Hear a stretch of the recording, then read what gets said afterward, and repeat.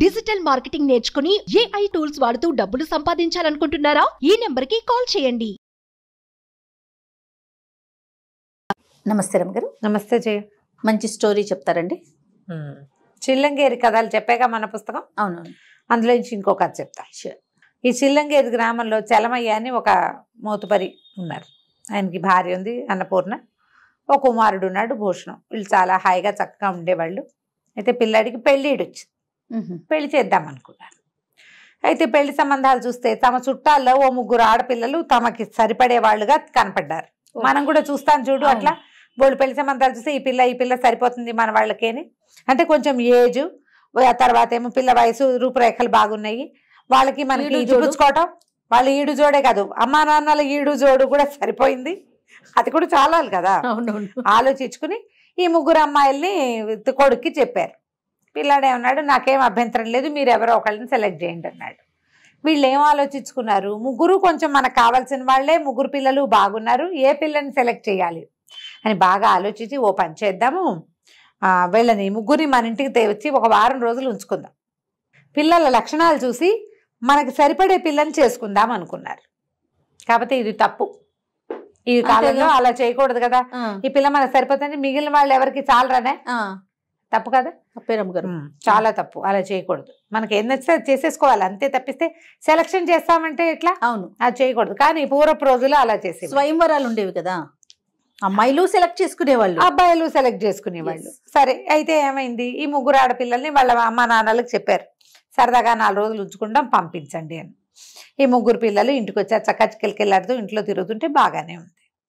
ఆవిడ చక్కగా పిల్లల్ని బాగా చూసుకునేది. సరే, ఏమైంది, కొంచెం పండగ రోజులు బయట బియ్య బస్తాలు బయట పెట్టి వచ్చిన వాళ్ళందరికీ దానం చేసే ప్రక్రియని ఈ ముగ్గురు ఆడపిల్లలకి అప్పచెప్పారు. సరే, ముగ్గురు అమ్మాయిలు ఏమేమి పేర్లు పెట్టారు, మమత, సుగుణ, నందిని.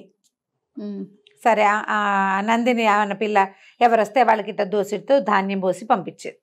ఆ సుగుణ రెండో పిల్ల, ఇంకో అమ్మాయి, ఒక అబ్బాయి ఎవరైనా దుఃఖం, బాబు ఇంత శుభ్రంగా ఉన్నావు, నీకు దానం ఎందుకు, ఏదైనా పని చేసుకోకూడదు, దొడ్లోకి వెళ్ళి కాస్త ఏమైనా పని చేయి, నీకు అన్నం పెడతాను బాగుంది అని కాస్త బక్కగా ముసలిగా పెద్దవాళ్ళుగా ఉన్న వాళ్ళకి దానం చేసి, ఏ కుర్రాళ్ళు కొంచెం యంగ్స్టర్స్ ఎవరైనా కనపడి కాస్త కట్టాకట్టగా ఉంటే తిట్టేది కాదు. ఇంత స్ట్రాంగ్గా ఉండి నువ్వు బిచ్చానికి వస్తే ఎట్లాగయ్యా, బిచ్చగాళ్ళు ఎట్లా బతుకుతారు, అట్లా చేయొద్దు, కావాలంటే పని చేసుకో అని చెప్పి వాళ్ళకి దానం చేసేది కాదు. ఈ మూడో అమ్మాయి ఉండేది, మమత ఏదో దాని పేరు, మమత. అమ్మాయి ఏమిటి పొద్దుస్తమానం, పొద్దున ఎవరికో పెట్టారు, ఇంక పెట్టాం వెళ్ళిపో అని పంపించేసేది. బస్తాలు సరిపోతున్నాయి అనిపించేది అమ్మాయికి, ఎందుకు ఇంతంతా అని. ఇచ్చేది కాదు, పైపెచ్చు తిట్టిపోసేది. పొద్దున్నే తయారయ్యారు, మందా ఎన్నిసార్లు వేస్తాం, ఎంతమందికైనా వేస్తాం, పోపోండి అని. చూస్తున్నారు వీళ్ళు ముగ్గురు అమ్మాయిలు 3 రకాలుగా ఉన్నారు. ఇంతలో ఏమైందట, వాళ్ళ దగ్గర అందరు నలుగురు కూర్చుని అన్నాలు తింటుంటే భోజనాలు చేసి సాయంకాలం కబుర్లు చెప్పుకుంటూ చర్చ ఏదో వచ్చింది. వాళ్ళ దగ్గర ఒక పాడి పశువులు కొన్ని వట్టిపోయినాయి, గొడ్లు ఉన్నాయి బాగా, కొన్ని పశువులు వట్టిపోతే ఒక అమ్మాయి ఏం చెప్పిందంటే, అదేంటి ధర్మ సంస్థలు ఏవో ఉంటాయి, ఈ పెద్దవాటిని చూసేందుకు ముసలి వాటికి పంపించేస్తే సరిపోతుంది, ఇంట్లో గడ్డిదండగ కదా, ధార్మిక సంస్థలకు ఇచ్చేస్తే సరిపోతుంది, ఇవాళ రేపు అట్లా గొడ్లను కాపాడే వాళ్ళు ఉన్నారు, అదే మనకెందుకు, ఈ మామూలు పాలిచ్చే గొడ్లతో పాటు ఒట్టిపోయిన గొడ్లను కూడా పెట్టుకోవాలంటే చాలా సరిపోవాలి కదా అని ఒక పిల్ల చెప్పింది, ఆ నందిని అన్న పిల్ల. ఆ మమత అన్న పిల్ల ఏమందంటే, ఒట్టిపోయిన గొడ్లు ఉంచుకోవటం ఎందుకు, వాళ్ళకి మాత్రం ఎందుకు, కబేళాకు తోలేస్తే సరిపోతుంది, అందరూ చేసేదే అది, ఒట్టిపోయిన గొడ్లు మనకు ఉపయోగించవు, వాటిని ఎందుకు ఉంచుకోవటం అనవసరంగా, మళ్ళీ అక్కడెక్కడికో పంపించాలంటే అది కూడా టైం దండగా, డబ్బులు దండగా, వేస్ట్గా. మూడో పిల్ల సుగుణ అన్న పిల్ల మాత్రం, ఆ అమ్మాయి ఏమందంటే, అదేంటి ఒట్టిపోతే మాత్రం ఇంతకాలం అవి సేవ చేయటం వల్లే కదా మనకు పాలు నీళ్లు, ఎన్ని పాలు పెరుగు ఇన్ని వచ్చినాయి, ఏముంది గొడ్డు వట్టిపోతే గడ్డి తింటుంది, కనీసం పేడైనా వేస్తుంది, అదైనా పెంటపోకి యూజ్ అవుతుంది, ముసలైపోయాక వదిలేస్తామా, కావాలంటే ఇంకో చిన్న చాలేసి పెద్ద వాటిని మాత్రం ఆ శాలలో వేస్తే సరిపోతుంది, ఉన్న శాల చాలకపోతే ఇంకో శాల వేసుకోవాలి, జీవితకాలం అంతా అవి చిన్నప్పటి నుంచి వాటి పాలతోటే మనం బతికి అలా వదిలేస్తే ఎట్లా. సరే, వీళ్ళు ఏమనుకున్నారు, బాగా ఆలోచించుకుని ఈ సుగుణకే ఎవరికి దానం చేయాలి ఎవరికి దానం చేయకూడదో తెలుసు, ఆలోచించుకున్నారు. ఇంతలో ఈ పిల్లల అమ్మ నాన్నలు వచ్చారు, వారం అయిపోయింది, తీసుకెళ్ళటానికి వెళ్తుంటే సరే తండ్రులు వచ్చి ఆడపిల్లల్ని తీసుకుపోతున్నారు. వీళ్ళు ఆలోచించుకుని చెప్తామన్నారు. ఇంతలో ఏమైంది, ఆ సుగుణ వాళ్ళ నాన్నకి ఏం చెప్పిందంటే, నాన్న అత్తయ్యకి కొంచెం ఒళ్ళు వెచ్చగా ఉంది, నిన్నటి నుంచే పాపం ఏమి పని చేయలేకపోతుంది, వెళ్ళిపోవటం ఎందుకు, వాళ్ళు వెళ్తే వెళ్ళారులే, 4 రోజులు ఉండి ఆవిడ కొంచెం లేచాక, వారం నుంచి వండి పెట్టింది, ఆవిడ కొంచెం లేచాక బయలుదేరదానిలే నాన్న, అంతగా కావాలంటే నువ్వు వెళ్ళిపో, నేను వారం ఉండి వచ్చే వారం నువ్వు వచ్చి నన్ను తీసుకెళ్తూ కానీ అంది. అని ఇంకొక 5 రోజులు ఉండి ఈ అత్తయ్య కోలుకునేదాకా, అన్నపూర్ణమ్మ కోలుకునేదాకా సేవ చేసింది. గొడ్డు గోద వ్యవహారం, పాలేళ్ళకి అన్నాలు పెట్టడం, పల్లెటూళ్ళల్లో బోల్డ్ పనులు, పని చేయడానికి పని వాళ్ళు ఉన్నా పైన చూసుకునేందుకు పెద్దవాళ్ళు ఖచ్చితంగా ఉండాలి. ఆవిడ చేయవలసిన పని అంతా చేసి ఆవిడ కొంచెం ఆరోగ్యం చిక్కాక అప్పుడు బయలుదేరి వాళ్ళ నాన్న వస్తే వీళ్ళు ఆలోచించుకున్నారు. భూషణం ఏం చెప్పాడంటే, నాన్న నేను ఈ సుగుణనే చేసుకుంటాను, ఎందుకంటే ఈ అమ్మాయికి వీళ్ళకి దానం చేయొచ్చు, వీళ్ళకి దానం చేయకూడదు తెలుసు అనే అవగాహన ఉంది. ఒట్టిపోయిన గుడ్డైనా రేపొద్దున వాటి పంపించేసేద్దాము, బయటకు తోసేద్దాము అనలేదు. ధార్మిక సంస్థకి వద్దంటోంది, కవేలాకి వద్దంటోంది, కాబట్టి ఇది కొంచెం మంచిదే. తర్వాత ఎవరి దారిని వాళ్ళు వెళ్ళిపోతుంటే ఒంట్లో బాగుండలేదని వారం రోజులు, అమ్మకు బాగాలేదని వారం రోజులు మన ఇంట్లో ఉండి పనిచేసింది. పిల్ల బుద్ధిమంతురాలుగా ఉంది, నాకు ఇలాంటి పిల్ల కావాలన్నాడు.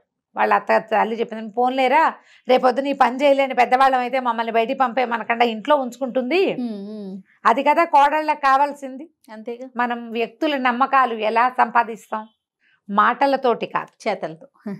అంతే, మన క్రియతోటే. అంతకుముందు అమ్మాయి ఒట్టిగా మాట్లాడింది, క్రియ చివరికి కనిపించింది.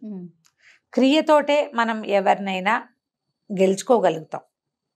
ఇలాంటి కథలు అప్పుడప్పుడు వినండి. ఇవేంటంటే నిజంగా మీ లైఫ్లో మార్పు వస్తుందని అనుకోవద్దు. చివరికి అబ్బాయి సుగుణని పెళ్లి చేసుకున్నాడు. ఆ 2 పిల్లలకి మా పిల్లగాడికి ఈ అమ్మాయి సూట్ అవుతుంది అని చెప్పేశారు. ఇలా ఆడపిల్లల్ని సెలెక్ట్ చేయమని చెప్పట్లేదు. ఈ కథ అందుకు కాదు చెప్పింది. ప్రధానమైనది ఏంటంటే మన ప్రవర్తన మిగిలిన వాళ్ళల్లో ఒక పాజిటివ్ వైబ్ని కలిగించాలి. మొన్న ఈ మధ్య ఎవరో పెట్టారు మెసేజ్ నాకు, పెళ్ళై ఎక్కువ కాలం ఏం అవ్వలేదు అమ్మాయికి, ఒకళ్ళు నాతో మాట్లాడారు. వాళ్ళ ఇంట్లో అంతా ఆడబడుచు పెత్తనం, నాకు సరదాలు ఉంటాయి, నాకు ఉద్దేశాలు ఉంటాయి, నేనేం చేయాలన్నా ఎంతసేపు మా ఆడబడుచుని అడగాల్సి వస్తుంది అని. ఈ పెళ్ళై సంవత్సరం కూడా కానీ చిన్న పిల్లకి అత్తవారింట్లో అన్నీ ఇవి నాకే కావాలన్న ధోరణే ఉండకూడదు అనిపిస్తుంది నాకు. చిన్నపిల్లవు కదా, పెద్దవాళ్ళు చెప్పినట్టు చేస్తే సరిపోతుంది కదా. హక్కుల కోసం పోరాడతాం మనం, బాధ్యత తీసుకోగలుగుతామా? అది ఆలోచించాం. ఇలాంటి కథల్ని మనని ఆలోచింపచేస్తాయి. మనకి హక్కు కావాలంటే మొదట బాధ్యత తీసుకోవటం నేర్చుకోవాలి. ఖచ్చితంగా అండి. ఇప్పుడు ఈ కథలో సుగుణ పని చేసుకోలేవా అని చెప్పి కేకలేసింది, పని తను ఇస్తానని చెప్పింది. వెనక్కి దొడ్లోకి వెళ్ళి పని చేసి పెట్టు, గొడ్ల దగ్గర బాగు చేయి, నీకు అన్నం పెడతాను కదా. ఇప్పుడు నువ్వు ఎప్పుడు కేకలేయగలవు? నువ్వు ఏదైనా పని చూపించగలిగినప్పుడు. పని చేసుకుని బతకచ్చు కదంటే ఎవడిస్తాడు పని, నువ్వు ఇస్తావా అంటారు వాళ్ళు. ఇస్తానని చెప్పగలగాలిగా. బాధ్యత తీసుకోవాలి మొదట, అప్పుడు హక్కు ఆటోమేటిక్గా వస్తుంది. కరెక్ట్ అండి. కొన్ని చోట్ల బాధ్యతగా ఉన్నా కూడా హక్కులు ఇవ్వని ప్రపంచం ఒకటి ఉంటారు అలాంటి వాళ్ళు కూడా. అలాగని మనం బాధ్యత తీసుకోవటం మానేయకూడదు. వీళ్ళు ఎలాగో ఇవ్వరు కాబట్టి నేనేం చేయనని మానేయకూడదు. బాధ్యతగా ప్రవర్తించడం వల్ల కనీసం మీకు మీరైనా జవాబుదారీగా ఉంటారు. వాడెవరికో జవాబుదారితనం వద్దు మనకైనా కావాలి కదా, నా వరకు నేను కరెక్ట్గా ఉన్నాను అని అనుకోవాలి అంటే ఇలాంటి కథలు విని మీ గురించి మీరు పునరాలోచన చేయండి. తప్పకుండా. అది కంచికి మనం ఇంటికి. నమస్తే.